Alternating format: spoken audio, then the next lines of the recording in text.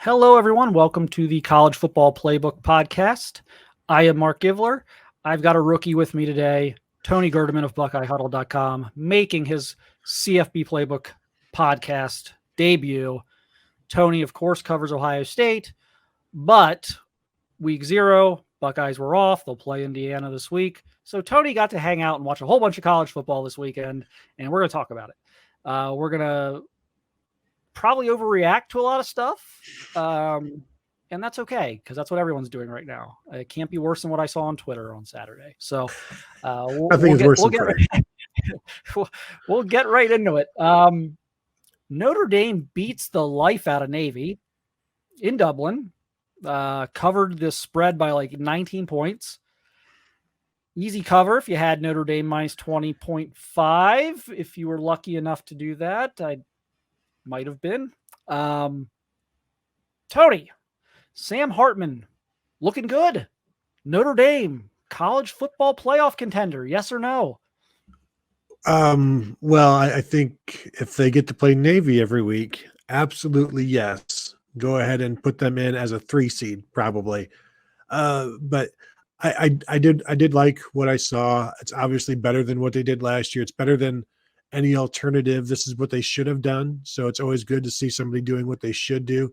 This is a bad Navy team. I thought Sam Hartman, 19 of 23 for 251 yards, 4 touchdowns, but he left some throws out there that a good defense would have knocked down or would have picked off. So he was fortunate there.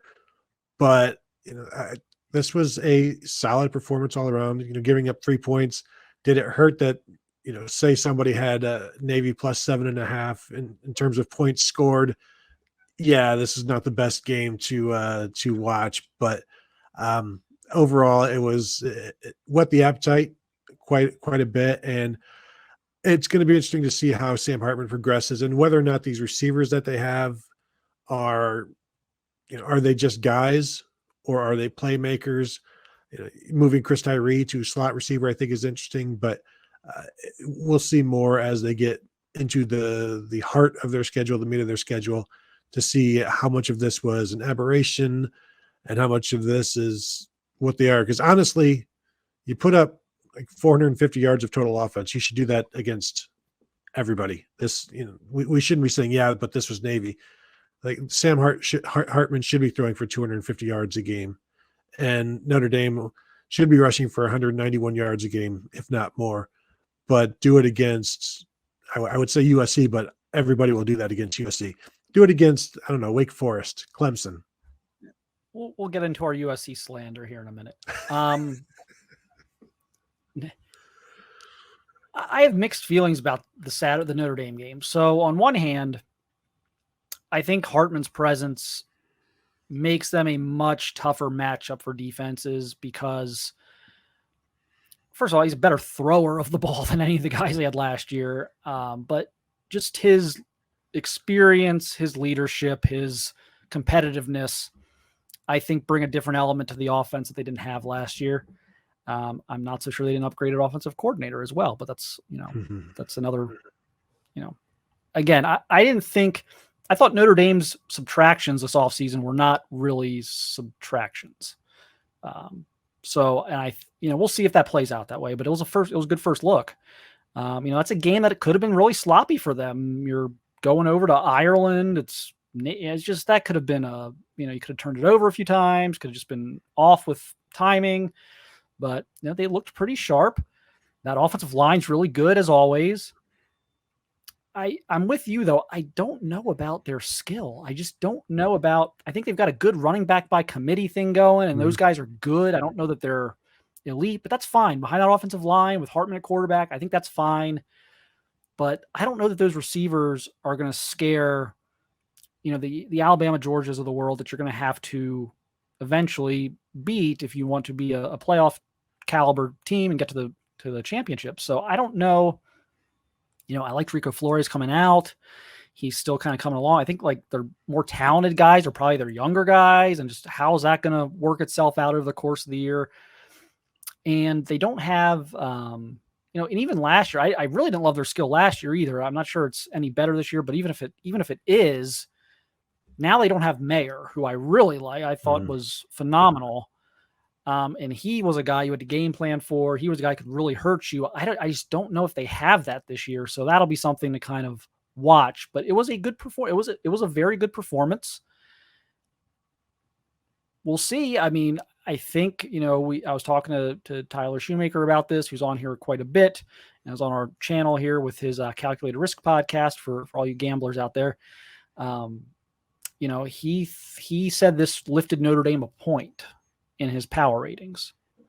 So, if in the way he's rating, basically if a team's plus 10, say, that means they're 10 points better than the average FBS team. So now if they were, I'm not saying they were 10, but if they were 10 points better, now they're 11 points, so it was enough to, in his opinion so far, because we haven't seen Ohio State yet, it was enough in his opinion to move the line 1 point in Notre Dame's favor. Thoughts on that? I think you watch this game and you have to take Notre Dame more seriously than you did going in, because they executed well. And whether that's a scrimmage against Air or a game against Navy, like you said, another country, a lot going into this. So the fact that they executed, I think anytime you go 19 of 23, like Sam Hartman did, that's impressive. But I also think you've got a lot of guys that were open. In terms of that skill, Jaden Greathouse, 2 touchdown catches, but he's a true freshman. If your go-to guy ends up being a true freshman, I think that's a concern. That tells me that it kind of confirms the thought that you don't have enough playmakers elsewhere. I'm not saying he will be that guy, but Jaden Thomas, the other receiver there, had, I think, 4 catches and did okay. But I don't know that who's the yards after catch guy. Is that just going to be Tyree? How is that going to work? Audric Estime, we saw him last year in Ohio Stadium, the running back. He's big. He's good. He keeps him on schedule, but his long carry of the game was 13 yards against Navy. And you have this good offensive line, and your long carry was 13 yards. I think you need more big hitters there, especially against Navy. And so I'm with you. I don't know where the skill. I know where the skill is. It's on the team somewhere, but I don't know how high it is. I don't think it's an elite level of skill, but is it elite enough to get them to 11-1 and into the playoffs?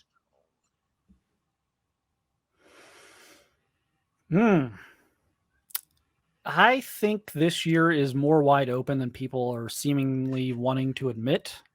I think Georgia is a virtual lock.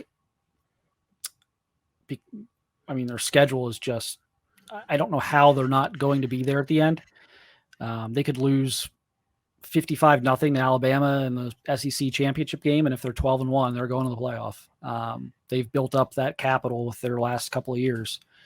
So I think that's one.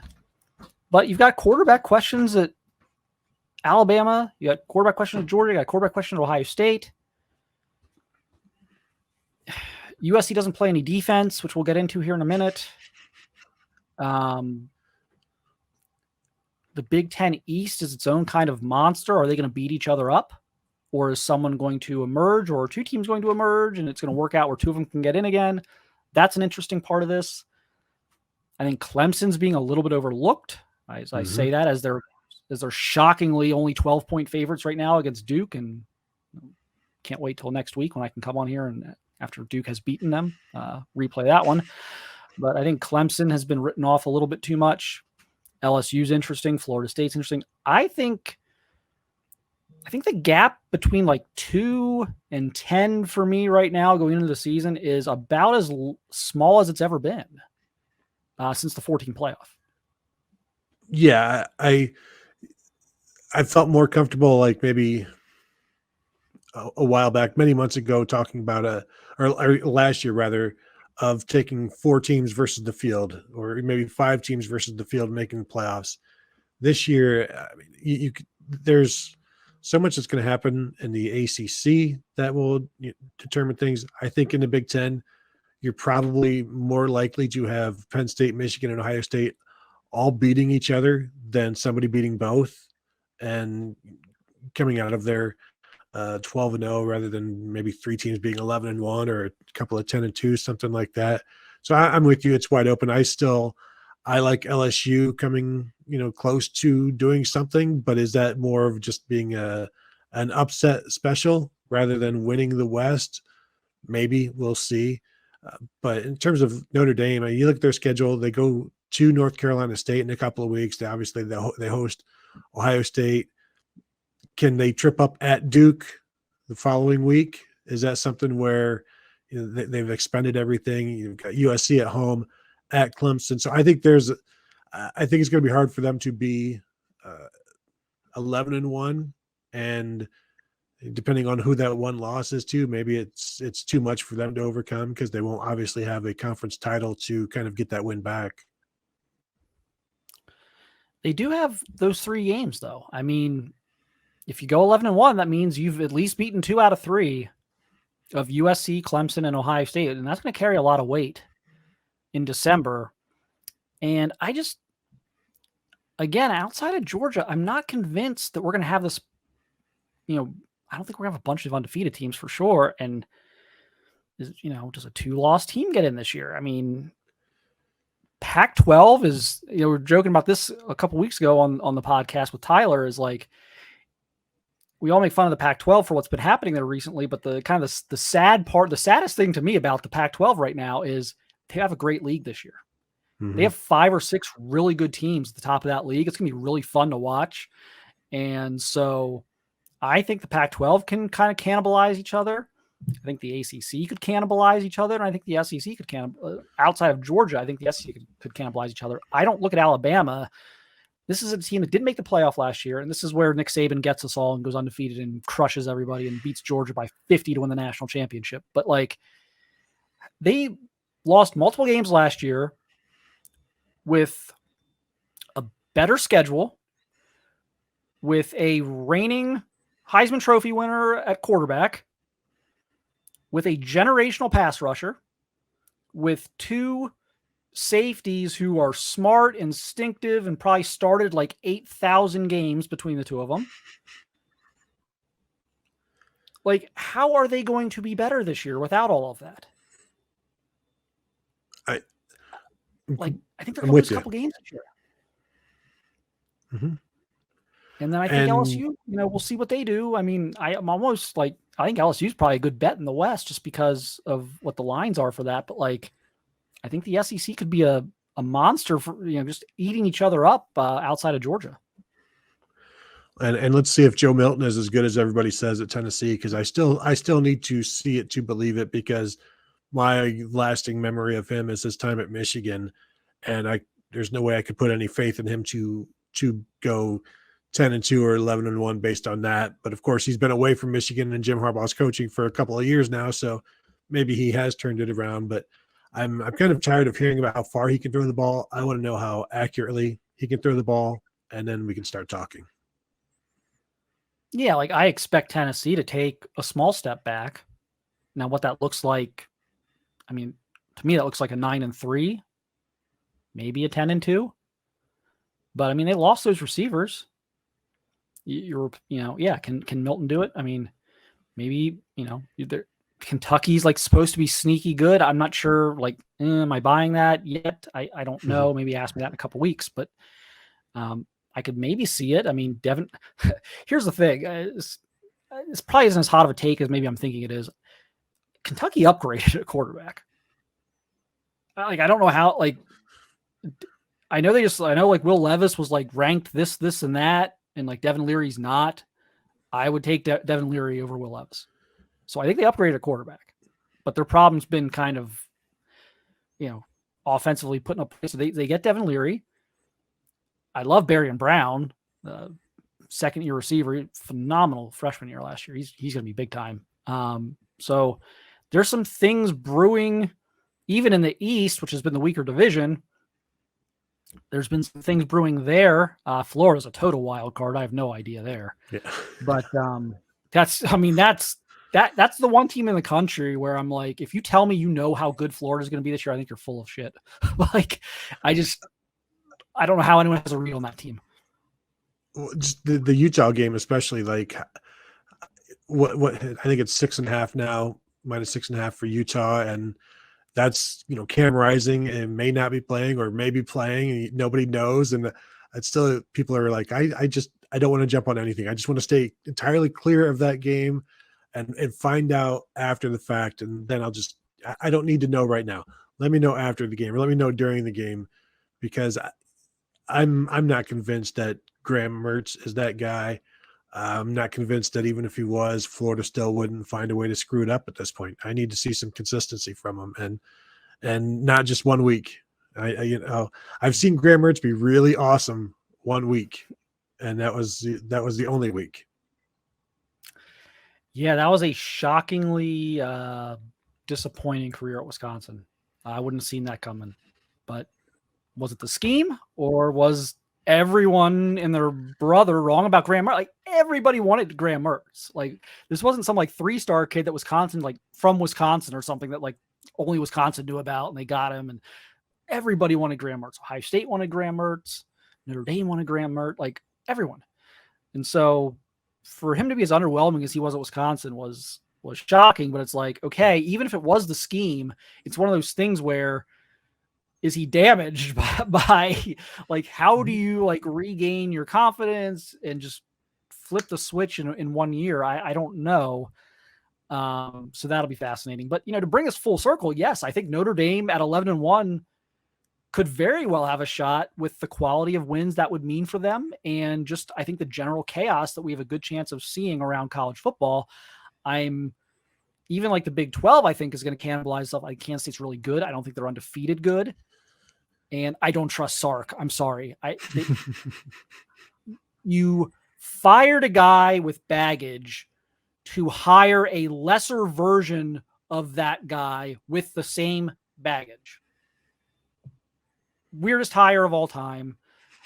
And I don't even want to hear, like, if they go 9-3 or something, I don't want to hear people tell me I'm wrong about Texas. If that roster goes 9-3, that's hilariously bad after what they did last year with another very good roster. Like, how many 5 stars do you need to like scare the playoff committee into putting you into the playoff one of these years?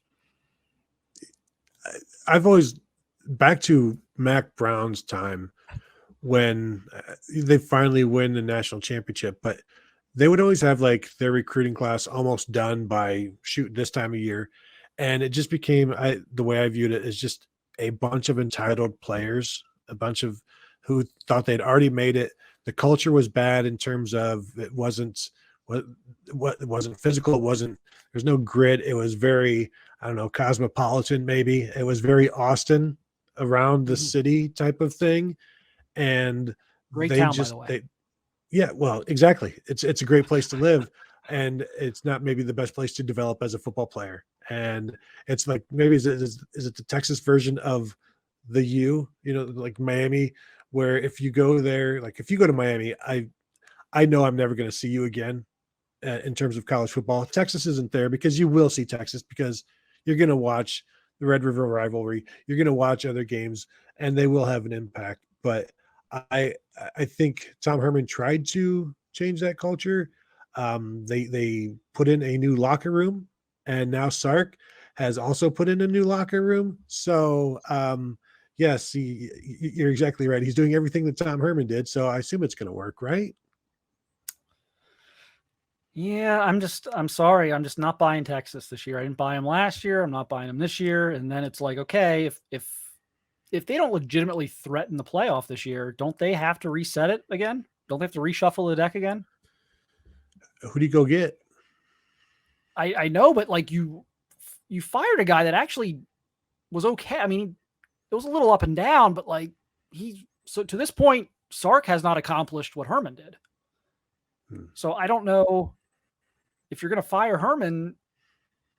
I mean, now you're going to be perpetually like paying buyouts, but it's like, that was just a weird hire to me. We'll see. Maybe like I said, we'll replay this in a year or two but. Well, and that's the kind of hire where you have to really, really stick to your guns because it's a hire where you're trying to prove to people that I'm smarter than everybody. So now I have to give them a couple of extra years because I'm still trying to prove how smart I am. Yeah. I mean, it's just so odd, the dynamic of that, because usually like when you fire a coach, you usually go find a guy who's like his polar opposite. So if you fire like the nice guy, you go in and you bring in like, Urban or someone like that to just come in and just, be a dictator. But if you fire like the dictator, or you fire the guy who maybe has some off the field issues that you don't like, or the way he carries himself that you don't like, you usually go and get the buttoned up guy, and you didn't. You went and you got the same guy who has been less successful as a head coach. It was the weirdest thing I've ever seen.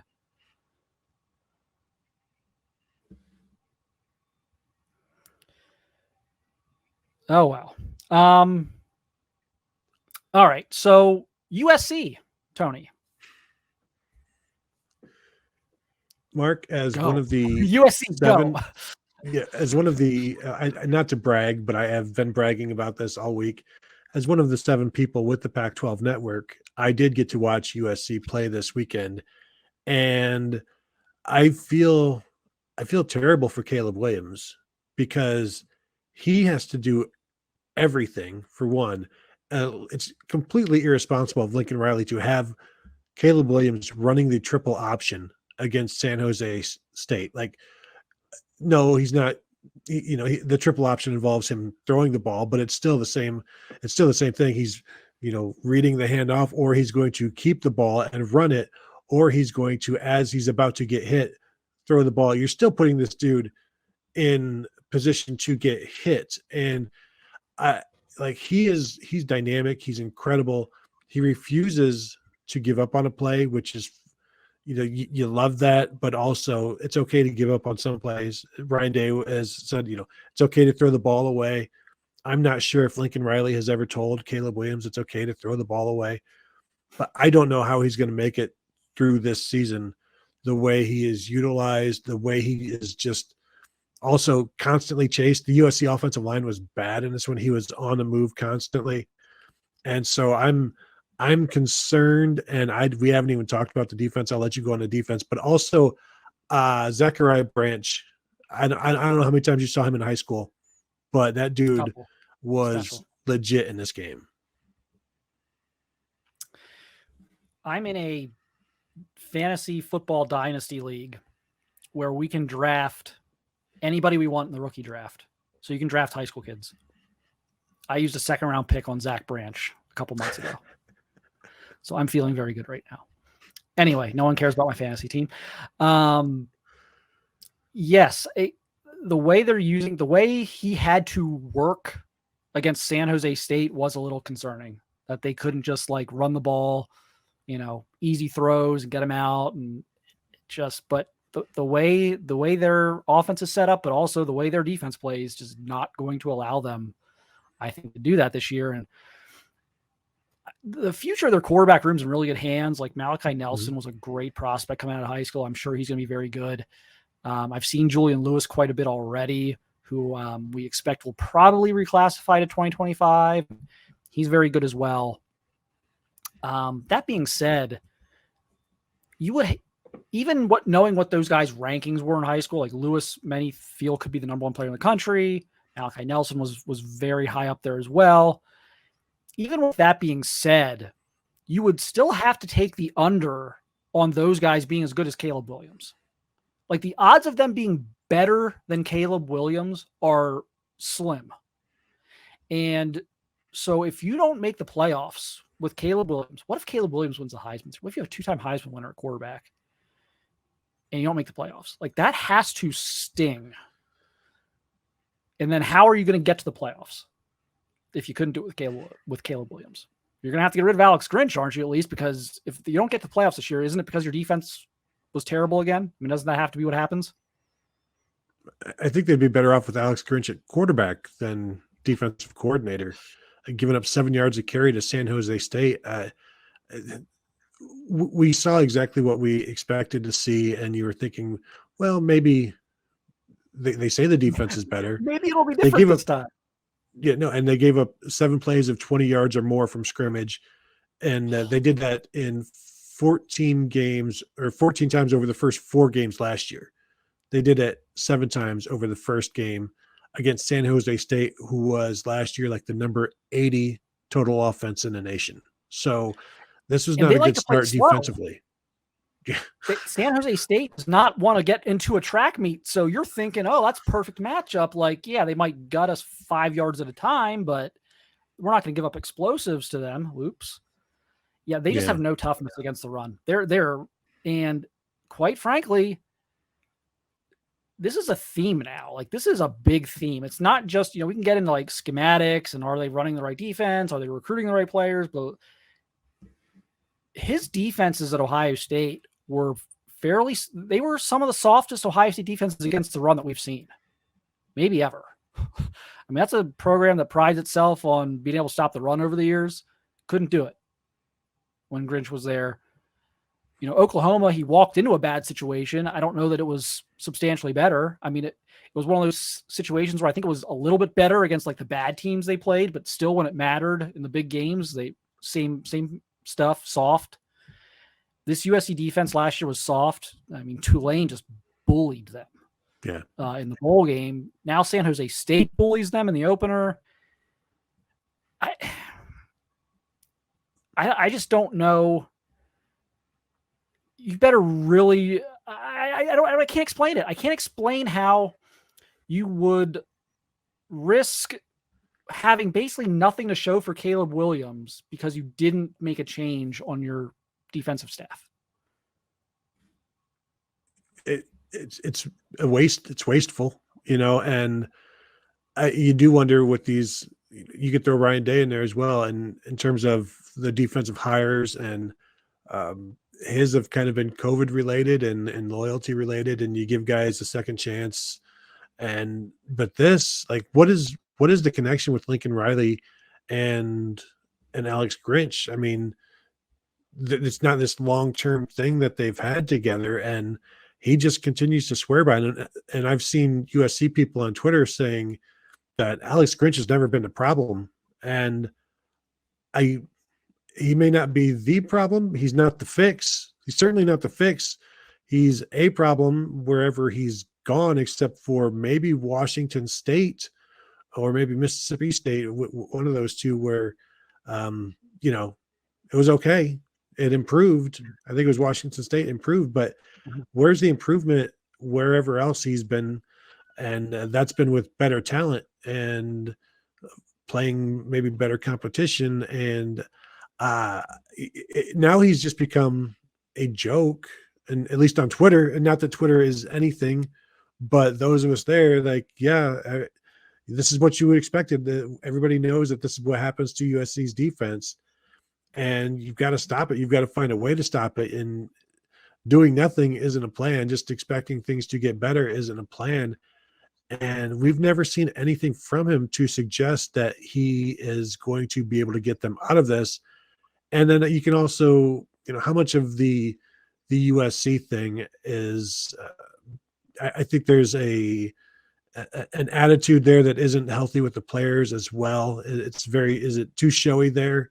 They've gone to the portal, they've gotten some guys, but I still have culture concerns there in terms of just the toughness to get it done. How tough is this defense? We haven't seen anything from it yet. They've gone out and they've gotten some good players from the portal, but you still have San Jose State rushing for 200 yards, 198 yards on 27 attempts. I mean, that's ridiculous. Yeah, and I think it's harder to establish that like culture of toughness at USC than it might be in the Midwest or in the South. It's LA. People, there are going to be people who are drawn. There are going to be prospects who are drawn to your program because of playing it in LA and everything else and the beach and all that other good stuff. But Pete Carroll was able to do it. Those defenses were mean that Pete Carroll put out on the field, and so it can certainly be done. I mean, we've seen it. They've won 1 million national championships over the decades, and so it can definitely be done. But I agree with you. There is a, and this is kind of what I was getting at. Everywhere he's been, it's not just like, oh, we didn't have enough talent or it was the scheme. Everywhere he's been, his players have not been tough enough.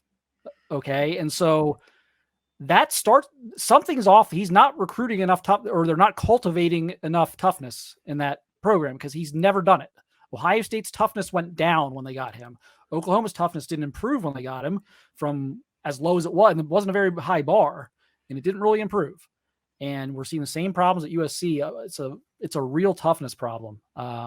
When Tulane and San Jose State can just kind of do what they want in the run game on you, you have a tough. It's the same thing when it happened to Ohio State with Tulsa a few years ago. It's like, oh my gosh, what are you doing? So I think it's a huge problem. I think again, I think it's a shame if they don't get to the playoff this year, and Caleb Williams, never plays a playoff game. Would be be at USC. That'd be something if USC goes 2 years of Caleb Williams, no playoffs. But and the way they play him, you need him to stay healthy, because look what happened when he broke down last year. It kept them out of the playoffs basically. And so and the way they run him, the way they do everything with him, and you almost have to protect himself from himself. But instead you've got Lincoln Riley, like revving, leaning into it. Yeah, he's revving it for him. It's like, yeah, you do it, get rid of these breaks. And like together they have so much potential, but also there's some danger there that they both create for each other that it's hard to turn away from, because they're going to try to get all of the points that they can, because they're going to need to get all of the points that they can because of this defense. And you mentioned recruiting. You go, but like the one recruit that Alex Grinch got at Ohio State was flipping Bryson Shaw, I think, from Wisconsin. And I'm just looking to see who he is the primary recruiter of on any of these guys that he's gotten at USC. And he's never known for being a recruiter. Give him, I guess, some secondary credit for Zion Branch, but there's still so much to prove. And actually, there's so much he has more to disprove now than prove. And because that was a Lincoln Riley out production. There. Yeah. The Branch thing was a Lincoln Riley production. Ohio State was very much in it for Zion and Zach. I mean, they're always going to go to the same program. And that was one of those like Insta, like, oh, Lincoln Riley's here now. Yep. Going to USC. So, I mean, I wouldn't, I don't even, it's a problem. It's a real problem there. And again, I realize Malachi Nelson has a chance to be a star. I realize Julian Lewis has a chance to be a star, but Caleb Williams is a star. And one of the, I mean, kind of the 1% of the 1%, really, of he's not just like your standard, like great college quarterback. Like he's a guy where no matter how highly ranked the guys behind him are, it's unlikely they're going to be better than him. It's very, very unlikely they're going to be better than Caleb Williams. You're hoping they just can maintain like an elite level of quarterback play. You're not going into that thinking, oh, this guy's gonna be way better than Caleb Williams. Like you can't possibly be thinking that. So they've got to do it this year, or else that's gonna sting a lot of people for a long time if they don't make some use out of this lightning in a bottle they've got here with Caleb Williams. But we will see. Big week 1 slate. Can't wait. And we get college football like 5 days in a row. They're doing Sunday games, like LSU Florida State's gonna be awesome. Clemson Duke might be sneaky good. You get that on Monday, all the games Saturday, got some good ones on Thursday. How's Miami? What's the Battle of Miami going to look like? That line's like all the way down to 16. Could you imagine, like, could there be a bigger meltdown this year, like social media fan base meltdown this year, than Miami of Ohio beating Miami, Florida? Is there anything that could trump that in the like incredible message board online meltdown fest? Probably not. And now that you're talking about it, we should pre-design some t-shirts for that one. And then Kings of Miami, get it put out as quickly as possible. This is one of my favorite weeks of the sports year. People talk about, first Thursday, Friday of March Madness, whatever, like this 5 days, Labor Day weekend of college football. I'll take that. I love it.